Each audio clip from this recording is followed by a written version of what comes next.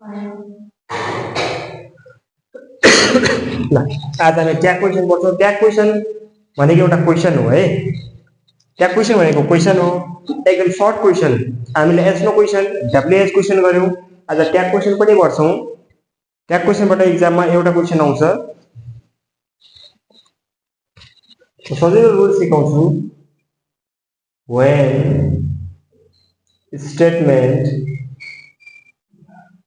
when statement is positive, tag will be negative.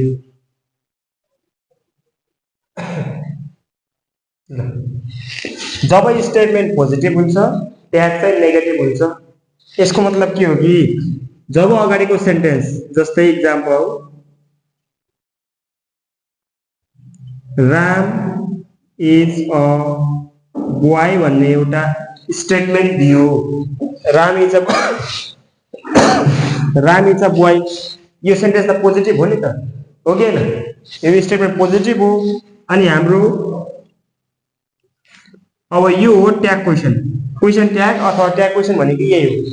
हामीले सानो question बनाउनु पर्छ, यो स्टेटमेन्ट पोजिटिभ छ भने या हामीले नेगेटिभ बनाउनु पर्छ भन्ने हो। जस्तै अब हाम्रो यहाँ सब्जेक्टको पछाडि एउटा भर्ब छ नि, इज भनेको भर्ब हो, इज भनेको भर्ब हो। अब यो इजले चाहिँ मेन भर्बको काम गरिरहेछ है, मेन भर्बको काम गरिरहेछ। अनि यही इज हामीले यहाँ राख्ने हो, इज, अनि यसैको पछाडि नट थपिदिने, नट।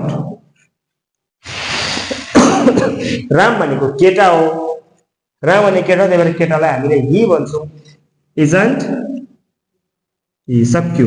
यति गऱ्यो भने हाम्रो 0.5 आउँछ, यति गऱ्यो भने 0.5। इक्जाममा एउटा क्वेसन आएको छ इङ्ग्लिसमा अहिले पनि, जस्तै अलिकति फरक, दे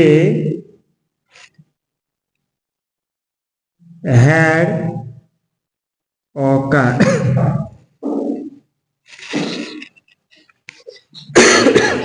हामीले यस्तो अस्ति पनि गरेको थियौँ नि question, they had a car, they had a car. अब यो ह्याड चाहिँ, अब यो ह्याड यहाँ चाहिँ मेन भर्बको रूपमा आएको छ है।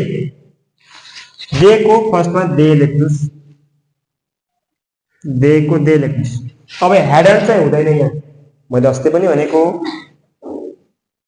ह्याज आयो भने हामीले डज लेख्ने, ह्याभ आयो भने डु लेख्ने, र ह्याड आयो भने डिड लेख्ने भनेको हो नि।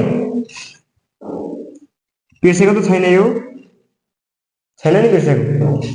अब यहाँ ह्याड आएको छ, ह्याड आयो भने डिड लेख्ने भनेछ, डिड अनि नट, डिडन्ट दे हुन्छ। यस्तो नै अर्को पनि बनाउँछु म, दे ह्याभ अ कार। अब हेर्नुहोस्, दे ह्याभ अ कार, फर्स्टमा दे को दे नै लेख्नुहोस्, दे को दे लेख्ने। अब यो ह्याभ, ह्याभको ठाउँमा डु राख्ने भनेछु नि, डोन्ट, डोन्ट दे हुन्छ। जस्तै अर्को, ही हैज अ कार। अब ही हैज अ कार भन्ने आयो, ही हैज अ कार। अब ही को ही लेख्नुस्, अनि हैज को ठाउँमा हैजन्ट हुँदैन है, हैज को ठाउँमा डज हुन्छ।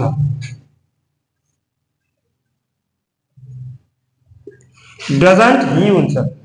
किन यस्तो भएको हो भन्दाखेरि यो जुन भर्ब छ नि, हैज, हैभ, ह्याड भन्ने हो, यसले मेन भर्बको काम गरिरहेको छ। यदि यो एक्जुलेरी भर्ब भएको भए हामीले डु डज डिड लेख्थेनौँ। जस्तै एक्जुलेरी भर्ब भनेको they are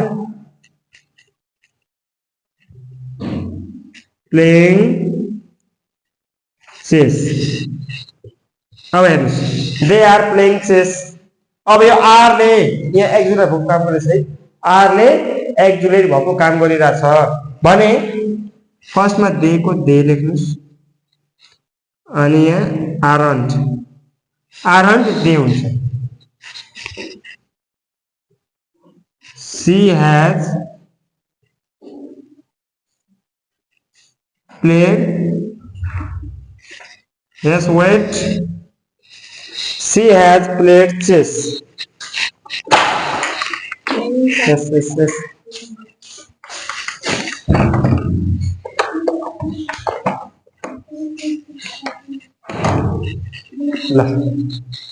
she has played chess अब हेर्नुस् she has played chess अब यो has ले यहाँ एक्जुलेट भएको काम गरिरहेछ कसो थाहा पायो एक्जुलेट भयो भन्दाखेरि has को पछाडि verb 3 आएको छ भने यो has चाहिँ एक्जुलेट verb हो भन्ने बुझ्नु यदि has had को पछाडि कुनै पनि verb छैन भने त्यही हुन्छ हाम्रो मेन verb अब यसमा hasn't hasn't सी हुन्छ सक्यो एउटा रुल हाम्रो यो अर्को रुल when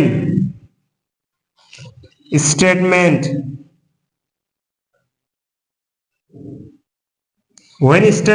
is negative जब स्टेटमेन्ट नेगेटिभ छ भने त्यति बेला चाहिँ tag will be positive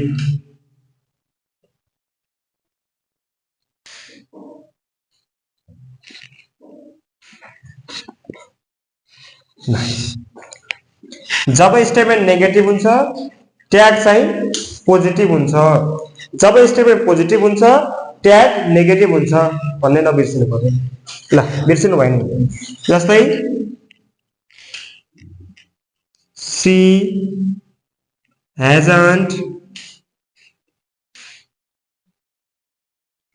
she hasn't played chess भनेर दिएको छ भने she hasn't played chess हेर्नुस् है अगाडि she hasn't played chess भनेर एउटा स्टेटमेन्ट यो नेगेटिभ हो भने अब ट्याग हाम्रो के हुन्छ सी को सी लेख्नुस् सी को सी अब यो has not छ यसलाई अब has सी हुन्छ अब एक नयाँ लेख्छु म अगाडि SOME somebody nobody anybody हो यिनीहरु सब्जेक्टमा यी बडी भन्ने दिएको छ भने यो बडी भन्ने दिएको छ भने यसको ठाउँमा हामीले दे राख्नु पर्छ यसको ठाउँमा हामीले दे राख्नु पर्छ है ल बिर्सिनु जस्तै एनीथिङ समथिङ नथिङ